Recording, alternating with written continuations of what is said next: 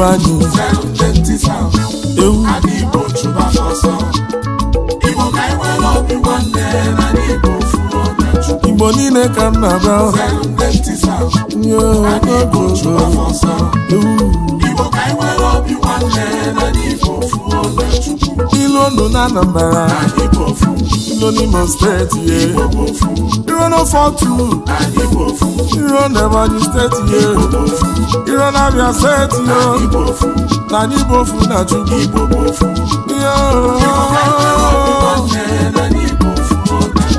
Iro na Anambra Iro n'Imo steeti ye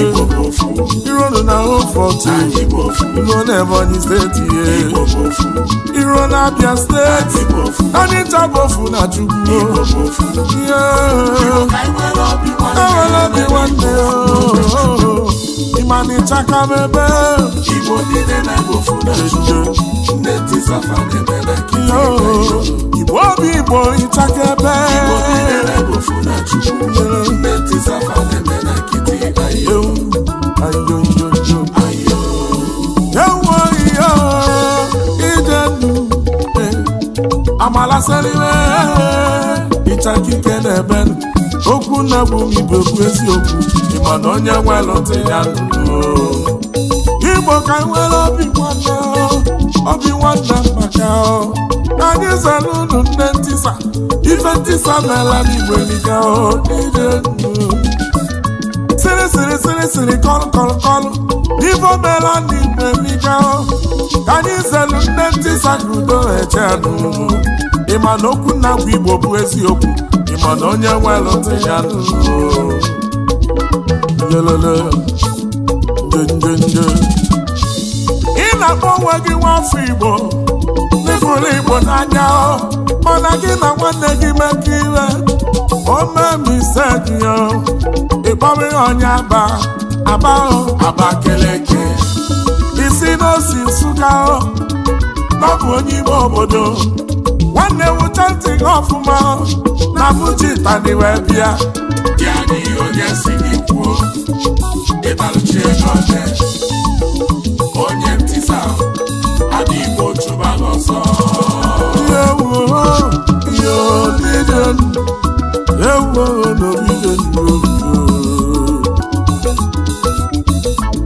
ọkụ Igbo n'onwe gị nwafọ Igbo n'ifuru Igbo n'anya mana ifu onye Mbaise ibido wee kpalịba onwe ibido wee sitọba onye Mbaise batabeghị agwọ batabeghị ịpụrụ ụzọ chụba onye Mbaise tupu ịchụba agwọ ya n'ihi ụja ntị ọfụma ịchakike jitara ebe ya ya n'ihi onye si gị kwuo ịbalụchi ego ọdị onye ntịsa adị Igbo chụba n'ọsọ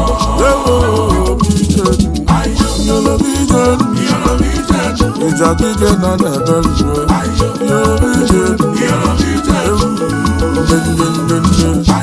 Kenyo kwesịrị ịbụ onye Igbo n'ifuru Igbo n'anya ọ n'ime onye Anambra onye kpatara ego oyibo isi n'ọgwụ ọgwụ ego n'oji mmadụ wee tụọ ụtụ n'ọbụ ibe eji gbalụ ha ya mere ụfọdụ akpata ego ya dị ka nwa gị ụcha ntị ọfụma na Mujitani bịa ya n'ihi onye si gị kwuo ịbalụchi ego ọdị onye ntịsa adị Igbo chụba n'ọsọ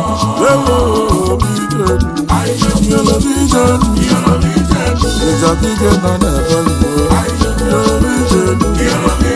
ndị Igbo banye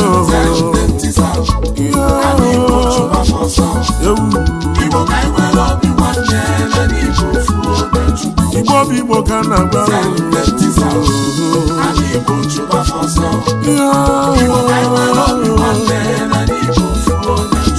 Iro na Anambra Iro n'Imo steeti ye Iro no na 042 Iro na Ebonyi steeti ye Iro na Abia steeti Ani tabofu na Chukwu Ewele bi nwanne Imani chaka mebe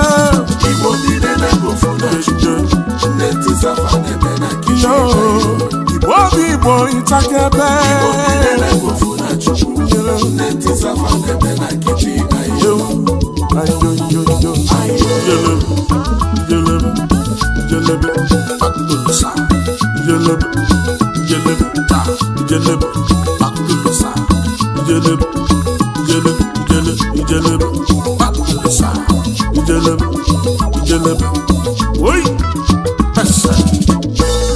amụwa ndị okenye anya okwu nne nne na nna ka na-agwa ndị okenye arụrụ ala ndị ọnọ n'ụlọ aranya bụ egwu na-amụ n'ọgbụlị ezi unu ka mụ na-agwa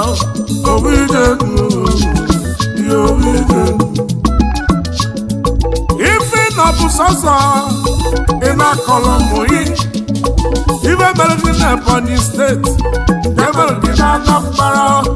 nke mere gị na Enugu steeti na Abia steeti ibe mere gị n'Imo steeti ọkwa ka iwe tinye nkewa ụmụ gị wee sọrọla asọrọ ịmara ịbụ onye ntisa eziokwu gị ka mụ na-agwa ozugbo n'ike ịma na okwu na-agwa Igbo bụ eziokwu ịma na onye nwere ntị ya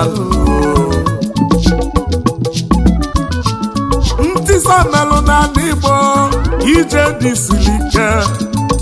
alụlụ dị na nwunye n'ala Igbo ụfọdụ siri ike ewu maka gịnị ndị okenye arụrụ ana karịa ụfọdụ na-agwa ụmụba afa chọrọ ọgọ ndị Ebonyi ọ chọrọ ọgọ ndị Enugu afa chọrọ ọgọ ndị Abia ọ chọrọ ọgọ ndị Imo steeti a chọrọ ọgọ ndị Anambra ife ọ bụ nkewa oyimụcha ntị ka m nwee ya n'ihe onye si gị kwuo ịtalụchi ego ọdị onye ntisa ala Igbo chụba n'ọsọ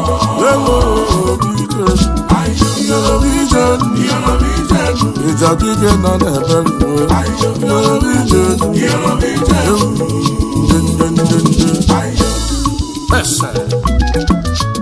ụfọdụ na-alụ kọmpini n'ala Igbo ụfọdụ bụ MDs ya na CEO outside n'ala Igbo ọnụ vive ga-afa na-eme tupu fewe onye Igbo n'ọlụ ajụbanye ebe o si tupu fewe onye Igbo n'ọlụ ajụbanye steeti ya gezie ntị Igbo niile na Igbo ofu ka Igbo na Chukwu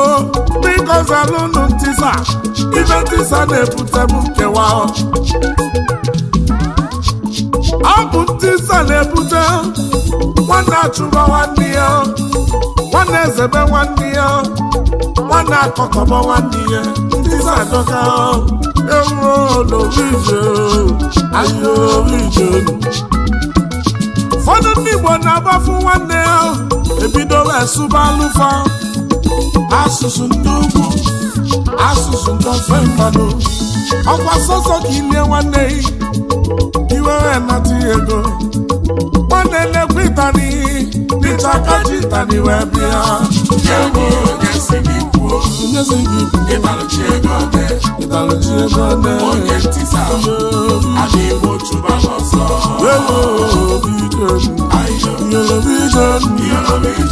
ịjadike nọ n'ebe ndị Igbo banye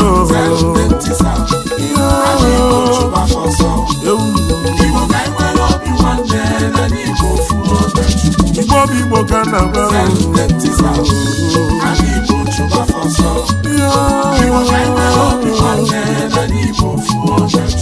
iro na Anambra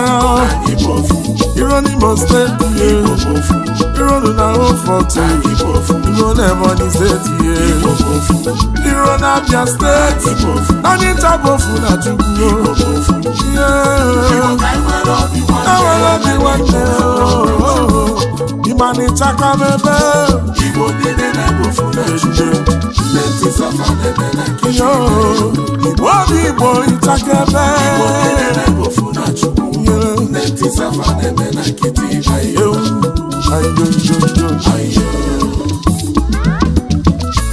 ka mụ bụla n'ịgba kene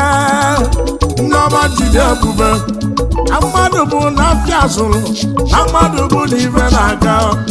na onye nwere mmadụ ka onye nwere ego eziokwu ka m na-ekwu ka mụ bụ na ịgba kene Chief Tochukwu Okafọ Ugonia n'Ogidi Chairman CEO Linton Group of Companies Linton Hotels Linton Foundation Linton Care onye bụla ebu n'obusigo Chief Tochukwu Okafọ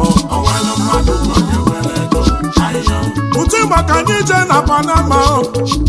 anyị kene mmiri ọma Daniel Dixon mmiri ọma na Panama Chairman CEO Aha Land Global Limited ọkụ nwere enwe ọjọmadị solusibe mmiri ọma na mekene gị chifu mmiri ọma na Panama odogwu ụtụ maka anyị jee nụ na ndị ọba enelu m GPRS ndị ọba niile ọkpọlọkpọlọ ya obi kụba n'odogwu ezi nwa ihe gbuo onye nwere ihe nwere ibe onye ịchaka na-ekene n'odogwu n'ime nwere ibe ezi oyi mela ọgọ gaba ọkpatozuru ọra na ọbụ onye ego ifeobi na ihe gbuo obi kụba ma ụtụ maka anyị jenu n'Ekwulọbịa kenelu m adịresị ndị Ekwulọbịa niile ọ bụ onye ka mụ na-ekwu Mr. Joseph Ezokafọ Dorizaza onye nwere ire na mmadụ oge ji akarịsị iwe mere anyị nọzuo ọ bụ Chukwu ga-akwụrụ ụgwọ adresị ndị Ekwulọbịa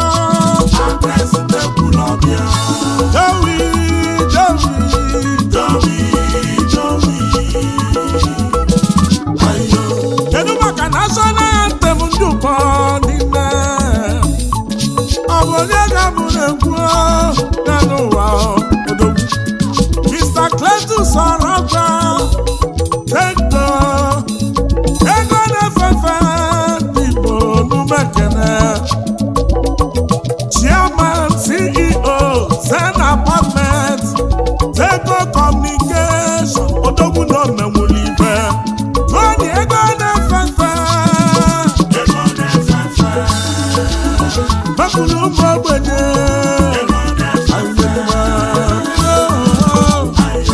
pụta ịchaka ka anyị jee n'ototo anyị kene dọkịta ọkacha agụ na real estate odogwu oju na-emesara aka onye nwere onye welibe ọmadụ oge ndị aga n'obodo n'elu ụwa Chief Executive Officer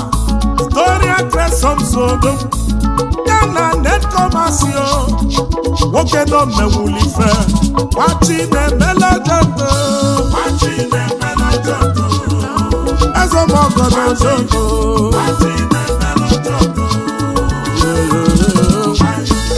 anyị buru ịgbanwede enelu m nwara ya eze jizizi na lulio ọ na-aka sida Chief Dr. Emeka Nwokonko Imani Chairman CEO Emikago Shipping Company Limited onye ọcha n'Igbokwali enwe Chairman 5-star record ọrụ nnene anaghị ezo na kọnsida onye nwere gị nwelibe onye nwere ihe zayo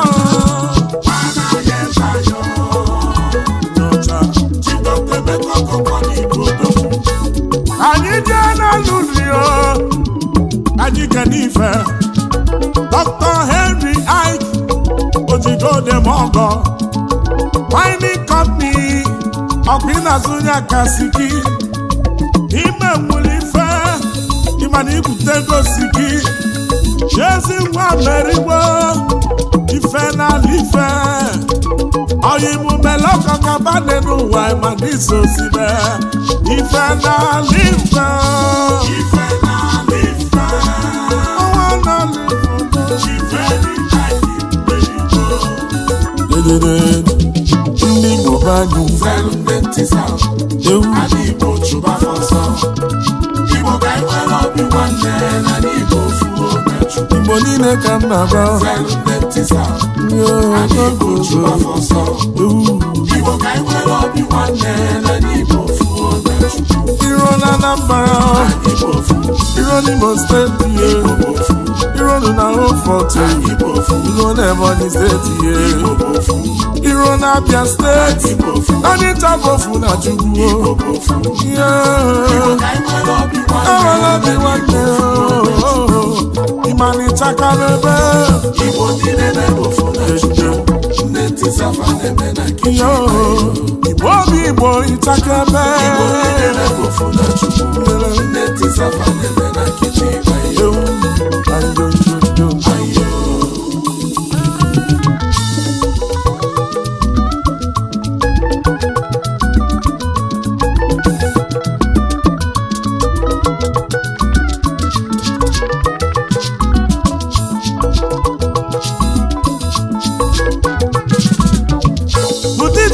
anyị je n'ọzọ bụrụ na-ekwusigo anyị kele agbalaze odogwu Chief Kenneth Ifegud nwa mụtara na mma agbalaze onye ka Chukwu izizi n'ọzọ bụrụ Chairman CEO Diamond Limited webụlebu ebusigo agbalaze ịmaniso na kalisia nwa onye bụrụ ekwu n'obusigo agbalaze onye ka Chukwu kalisia otu ịgba ka anyị jee n'ihe mgbasi ka anyị kene His Royal Majesty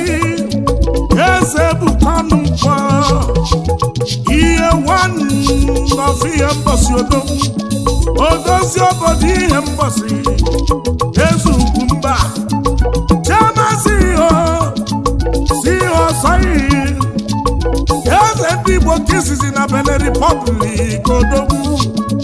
the award-winning CEO Soyi nyaka mụ na-ekwu obodo kedego mọkọ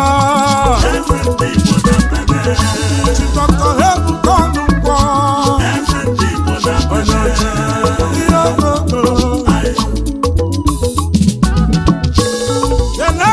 Chief Dr. Ivansi Chibuike ezi nwa mmetụ onyinye Chukwu nyere abatete kedere m amụrụ onye na-ego amụrụ onye na money Chairman CEO from Maritime and Logistics ezigbo mmadụ dị na ndị Igbo n'Olumekene amụrụ onye na-ego kwanụ m onye amụrụ onye na-ego onyinye Chukwu nyere abatete ka anyị bụrụ ịgbanwe jezie n'ọsụ bụrụ kenenu nwa ka nwa Chief Aloysius Ikekwanụ ezomọgọ n'ọsụ bụrụ Ebube Chukwu ụzọ ka izizi n'ọsụ bụrụ ọgaranya na-atụ egwu Chukwu ezi oyi mekene ojunu kemọgọ ojide onye nwanne ya na onye nwere dị n'ogwere ife na mmadụ oge dị aga tụọ gị Ebube Chukwu nsọ Ebube Chukwu nsọ ka anyị bụrụ ịgbaje mgbidi ụmụ ekwe na mgbidi nwa nọ na South Korea ọ bụ onye ka mbụ na-ekwu Mr. Ugochukwu Chibuzor Collins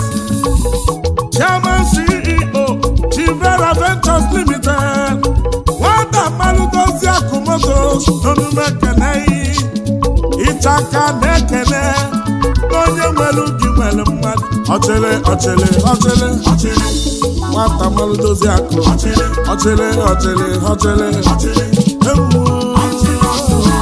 kedu maka oji fọniche mọgọ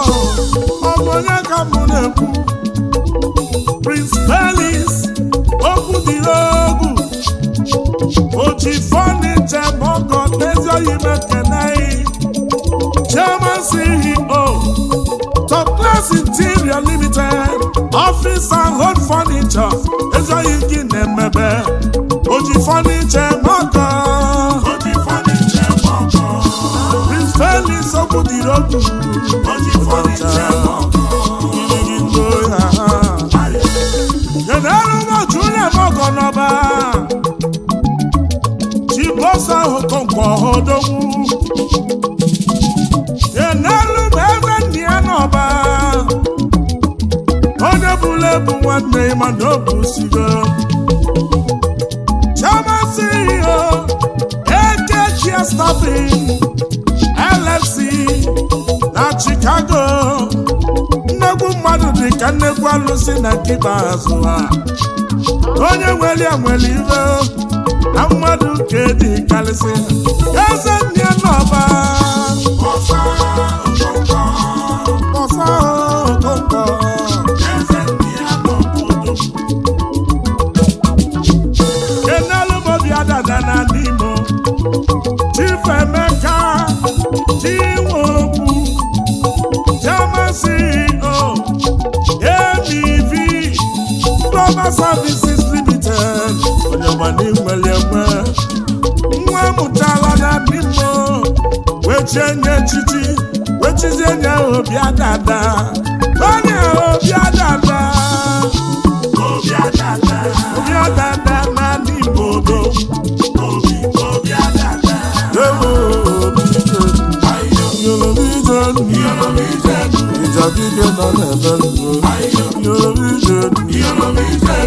Imani Chakamebe, Igbo niile na-ego funa nne tisafa na-eme na Yo, Igbo Ichakebe, Igbo niile na-ego funa Chukwu nne tisafa na-eme na kiti anyị ga-anụ nwanyị ụmụ mba ndị agụ, anyị ga-ene nwa mụtara amụta, ọ bụ onye ka mụ na-ekwu, Prince Jude Oscar Ugogbusi Ọchake, onye manụ nwanyị, onye nweli ife, Chama CEO, Ugogbusi Ọkọlik, aka na-emebe moto, Asọmted, kedu nke ị na-achọ, ezi oyi na nweli enwe, Ugogbusi Ọchake,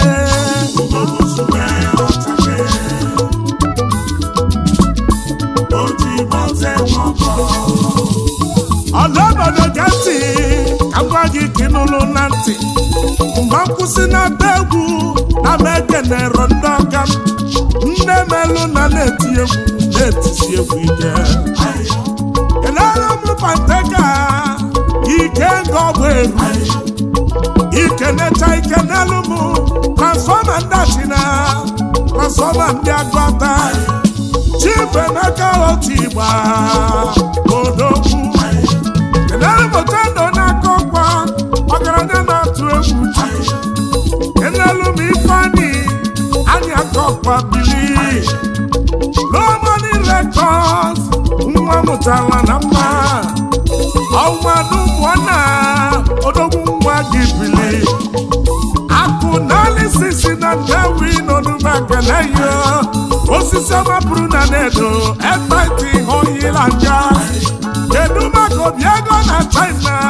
obi nwele ego, Mr. Okechukwu Kisili, ezi nwa Chukwu Keme, Nwagwata Fifia Motos, eze Chimeleze Kizizi na na-edo, enelu m ikuku ọma, ikuku ego, Chief Stanley Nicewin na Kokwa, Ikenelu Mobiabru dike Kizizi n'Ọkịda, Kenelu Chief Eze Jiamatu Odogwu na Disco Oil and Gas Limited, Ide one of Aguleri, Ide na Dubai, Kenelu Makatakume, Esha Tiger Boss, Kena Alusiego n'Ọkịda, Kenelu Mudoperi, Spanish Kingdom Apartment, Obere Nwane Magu, Manicure and Pedicure, ezi nwa obodo ukwu, onye ọmọnụ mekene, Kenelu Mudokigwe na Nando, Kenenok ambassador of Oja Memenike, Chairman, Dixie Properties in Odumekene, Onyani Solusiba, Onye Welubi Welito, Jedumaka Splendid Furniture, Akweze Don, Lukunya Debie, Namadu Kedi Kalesia, Kenelamu Instigator, na PH #1. Ikenema like Chico, Ojimote Mokodo, Makochukwu Nnewi, Organizer Ilanga, Kenelamu Tiger, Obiafulego Nọkịga, na mmadụ n'ọkalịla kalị, Chukwu gosi beba, onye nwere mmadụ nwere n'ụwa.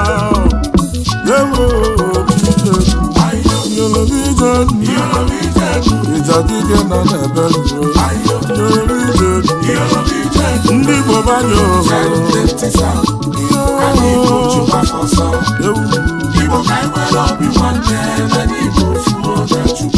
Igbo ka na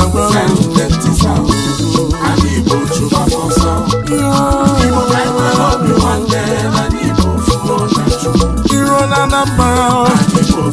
Iro n'Imo State, Iro na Ofortu, Iro na Ebonyi State, Iro na Abia State, Nani Tabofu na Chukwu. Awala bi wande,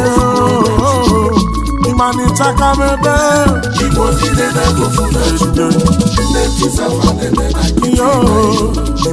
Igbo Ichakebe, Igbo